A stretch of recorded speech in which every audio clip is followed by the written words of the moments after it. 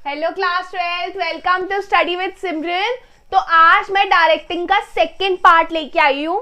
तो डायरेक्टिंग में जब हमने फर्स्ट पार्ट किया था तो हमने डायरेक्टिंग को समझा था कि डायरेक्टिंग क्या है, इंपॉर्टेंस समझी थी उसके और फीचर्स के बारे में बात की थी। तो डायरेक्टिंग का आप इंट्रोडक्शन पार्ट 1 में मैंने कंप्लीट कर दिया था जिसमें इंपॉर्टेंस एंड फीचर्स इंक्लूडेड थे। लेकिन अब मैं बात करने वाली हूँ एलिमेंट्स ऑफ डायरेक्टिंग की।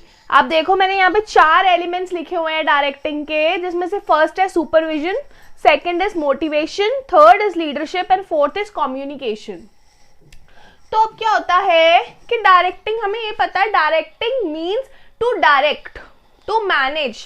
तो ऐसी मतलब अपने सबऑर्डिनेट से जब सुपरवाइजर काम करवाता है, उसको डायरेक्ट करता है, उसको मैनेज करता है काम करने के लिए, तो दैट इज डायरेक्टिंग। तो डायरेक्टिंग की अब 4 एलिमेंट्स हैं। तो पहले मैं स्टार्ट करती हूँ सुपरविजन से। ठीक है, सुपरविजन का मतलब होता है सुपरवाइज करना। ठीक है, किसी को कोई आपने काम दिया है, कुछ ड्यूटी दी है परफॉर्म करने के लिए, तो आपकी एक रिस्पॉन्सिबिलिटी बन जाती है उस पर्सन के टूवर्ड्स कि वो काम आपका कंप्लीट करके दे, और आपकी रिस्पॉन्सिबिलिटी ये है कि आप उससे काम करवाएंगे। तो supervision means to make people doing work with your vision. अपने खुद के विजन से किसी से आपको काम करवाना है, कैसे करवाना है, कब करवाना है, दैट इज सुपरविजन। ये बात करता है सुपरविजन के बारे में। तो सुपरविजन ना, देखो सुपरविजन पोजीशन कौन सी है?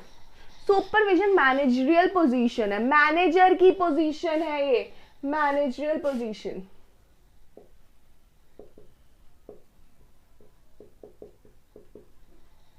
अब मैनेजरियल पोजीशन का मतलब क्या हो गया? मैनेजर है यार, और यहाँ तो कोई ऐसा जो टीम को लीड कर रहा है। ठीक है, तो अब मैनेजर या मैनेजरियल पोजीशन वाला बंदा करेगा क्या?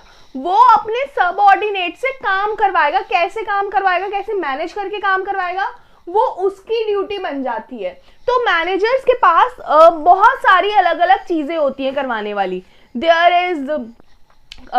Is planning, there is directing, बहुत कुछ करना है उसको, है ना। बहुत सारी ऐसी चीजें जो उसको परफॉर्म करनी है। उसको बीच में जो भी उसके पास रिसोर्सेज हैं,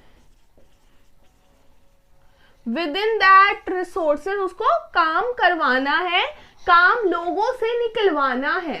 तो सुपरवाइजर की सबसे बड़ी चीज ये हो जाती है कि उसको इस ढंग से सुपरवाइज करना है, इस चीज से इस तरीके से काम करना है कि डे टू डे परफॉर्मेंस हर इंसान की सही हो।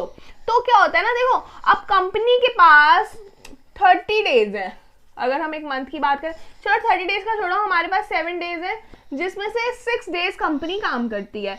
तो हर कंपनी का कुछ ना कुछ ऑब्जेक्टिव होता है कि मुझे 5-6 दिन में ये चीज कंप्लीट करनी है।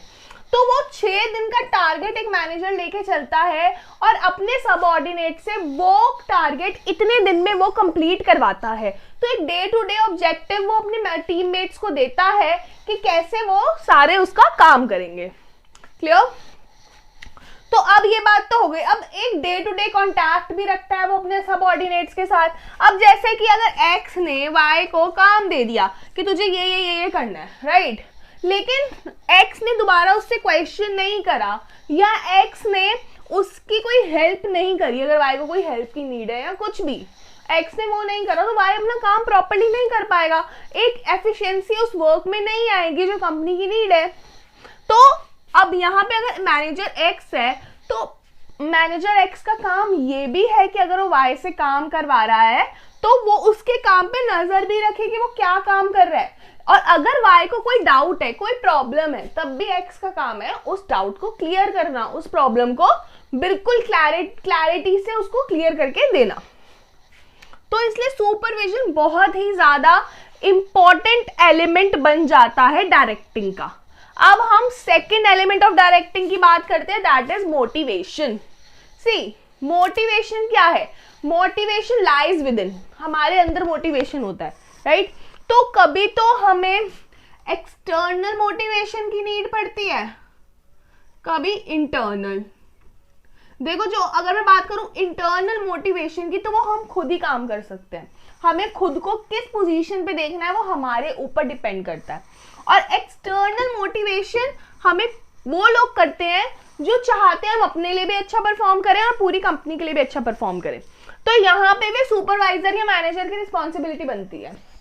अब मान लो एक मैनेजर है, इसके नीचे 10 लोग काम कर रहे हैं, जिसमें से 4 लोग वो है जिनको मतलब बिल्कुल भी नीड ही नहीं पड़ती कि अपने एक्सटर्नल मोटिवेशन की। They are highly motivated, they are performing well for themselves and for the company also.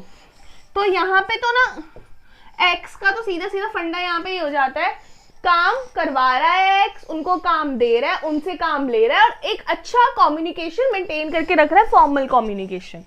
अब अगर 3 बंदे ऐसे हैं जिनके अंदर इंटरनल मोटिवेशन तो है मगर एक्सटर्नल मोटिवेशन की कमी है, राइट। अब ये वजह कोई भी हो सकती है इसकी। अब एक्सटर्नल मोटिवेशन कैसे कर सकता है एक्स? देखो क्या होता है, इफ आप देख रहे हो कि आपका एम्प्लॉय अच्छा काम कर रहा था कुछ टाइम पहले ही इज परफॉर्मिंग वेल, मगर अब क्या हो गया है, वो कुछ टाइम का जो चीज थी वो अब पीछे जाती जा रही है। पहले तो वो अच्छा परफॉर्म कर रहा था लेकिन अब कुछ टाइम से he is not performing that well. तो अब एक्स क्या करेगा, एक्स को पता है कि इस बंदे में एफिशिएंसी है, राइट।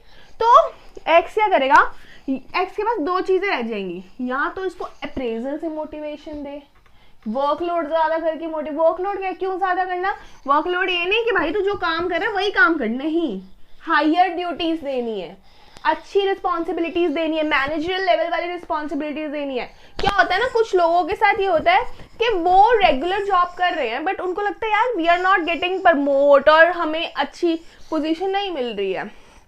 कभी कभी कंपनी इग्नोर भी कर देती है इन सब चीजों को। तो एक्स का वहां पे क्या फंडा आ जाता है कि एक्स क्या करेगा कि इन लोगों को कहेगा कि तुम थोड़ी हायर पोजीशन वाले काम करो, तो वो लोगों को मोटिवेशन होगी, यार इसका मतलब ये है कि हम कुछ टाइम पहले अच्छा परफॉर्म कर रहे थे तभी तो उसने हमें अच्छा और आगे का काम करने के लिए दिया। That is the external motivation, that is a type of external motivation that x will do.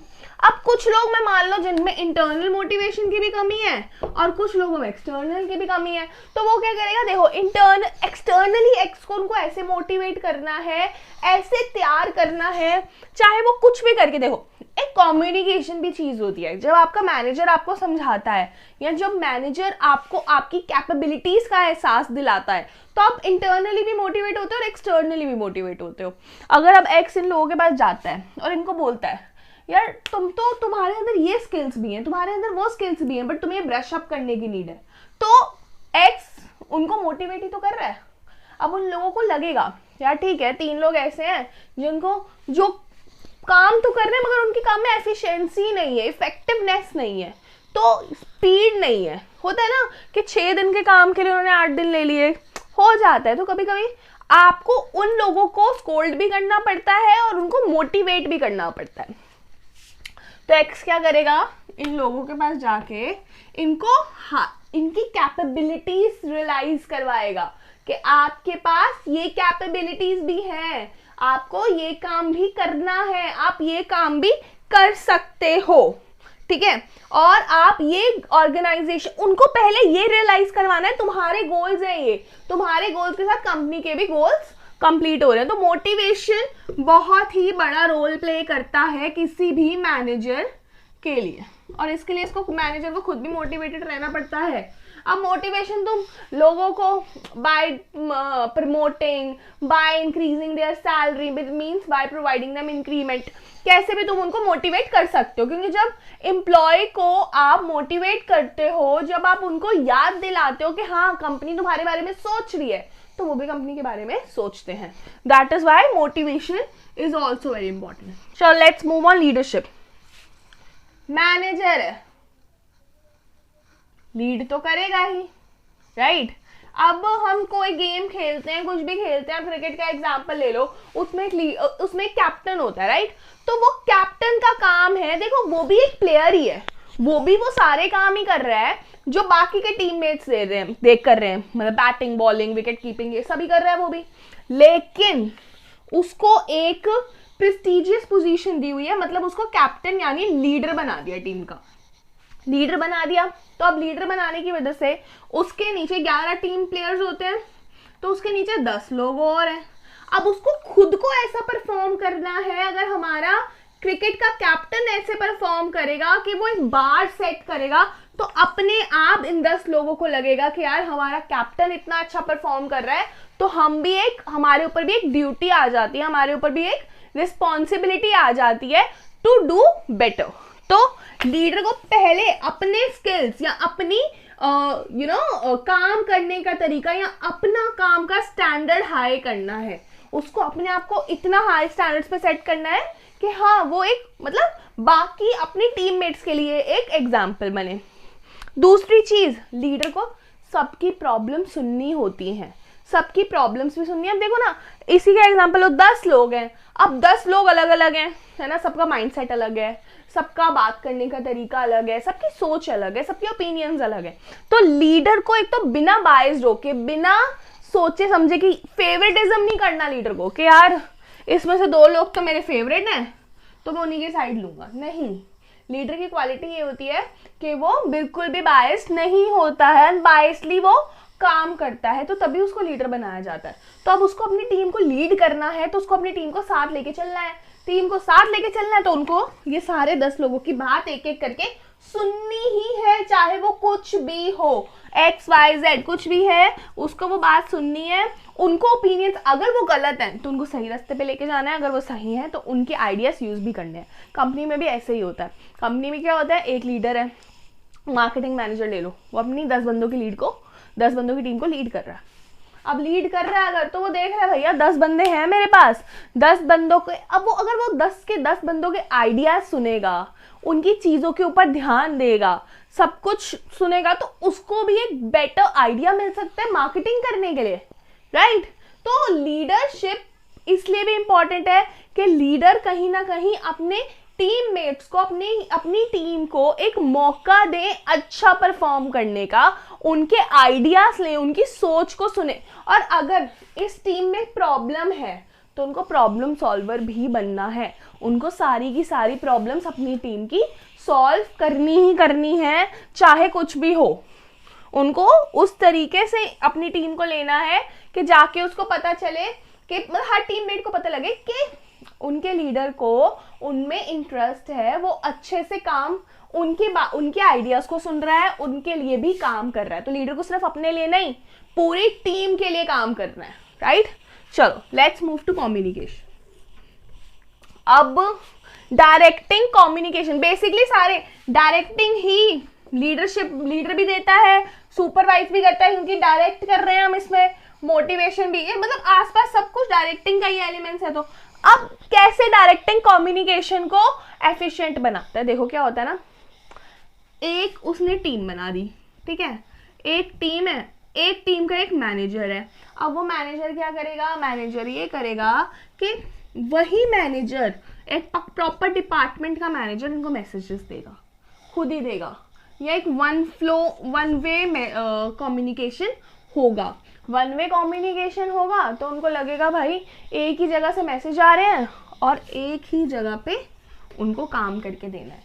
तो यार देखो, जब कम्युनिकेशन क्लियर रहता है ना पूरी टीम में, या कम्युनिकेशन पूरी ऑर्गेनाइजेशन में क्लियर रहता है और सब बंदों को पता होता है क्या काम किसको करना है, तो विदाउट वेस्टिंग एनी रिसोर्स, अगर हम मान लो कोई 2 बंदे हैं, ठीक है, इनको काम अलग अलग करना था, लेकिन मिसकम्युनिकेशन के कारण ये एक ही काम कर रहे हैं दोनों, तो क्या हो रहा है, इनका टाइम भी वेस्ट हो रहा है और दोनों रिसोर्सेज भी वेस्ट कर रहे हैं। आपको पता है रिसोर्सेज लिमिटेड होती हैं, लेकिन काम उन रिसोर्सेज से अनलिमिटेड होते हैं। तो कम्युनिकेशन बहुत ही बड़ा रोल प्ले करता है आपकी टीम से काम करवाने में, या आपके ऑर्गेनाइजेशन से काम करवाने में।